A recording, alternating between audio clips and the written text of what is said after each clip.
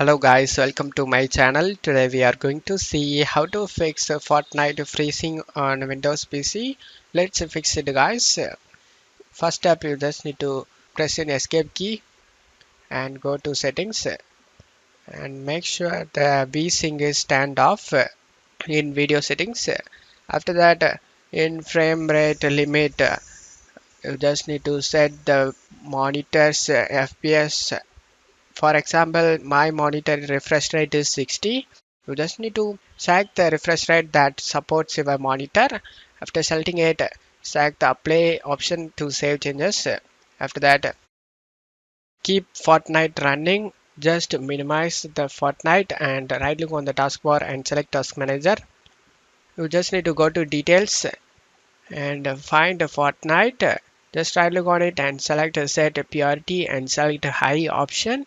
After that, just to close stuff here. That step, you just need to open the Epic Games, click on the three dot icon next to Fortnite and select manage and select this open install location icon. Now double click on the Fortnite game binaries Win64. Now this here is the game is. You just need to copy this file path like this. After that, close stuff here and go to search menu and type graphics settings. Click on open it. Select the browse option. Paste the file path and press enter.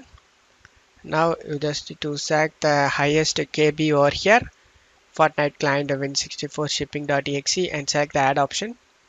After adding it, select options and select a high performance and select save.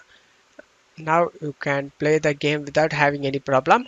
And that's it for today's video guys. Give me a like and subscribe. Thank you.